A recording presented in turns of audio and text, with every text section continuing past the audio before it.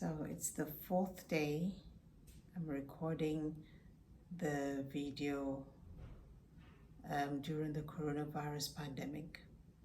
We all agree it's a difficult time for everybody, including our children, especially actually our children on the autism spectrum. I was watching my son yesterday, swinging on the garden. I was thinking, wow, what a beautiful time to be autistic, you know, because obviously he was oblivious of what was happening around him.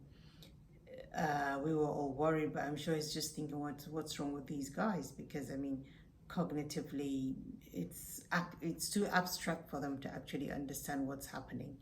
And as I watched him, I thought, I wish I could just be autistic even for today. So, those worries would not come. But on a serious note, I've always said to myself, I need to buckle up, and I've always told my clients that you need to learn how to take care of your kids yourself.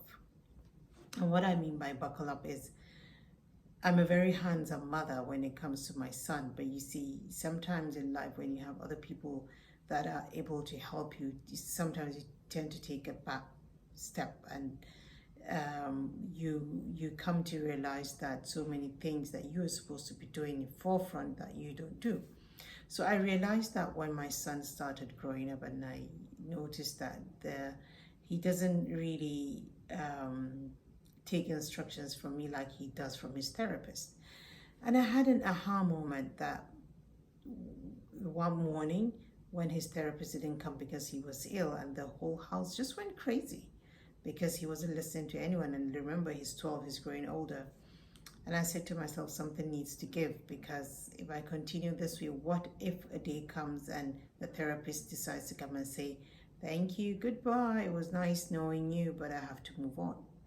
Well, today, it's been almost 2 months since the coronavirus pandemic, and Dubai is suddenly on lockdown also, even though they've prepared us.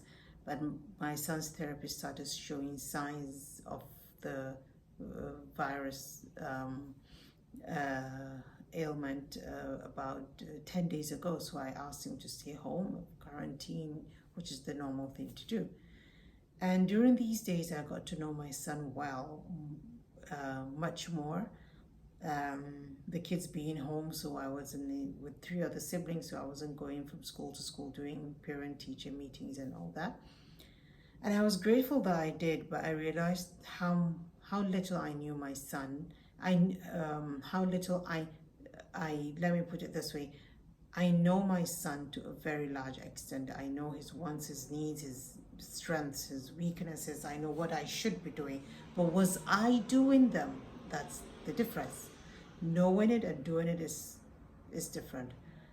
And I decided to buckle up and to say to you, if you have a son with special needs, even if you have 100 people that help you, you should be the one in charge. As difficult as it is, then the other people should be the people that help you. Because as they grow older, who's actually going to take care of them in the long run? These therapists will go one day, and you'll be left haywire, just like I'm being left today.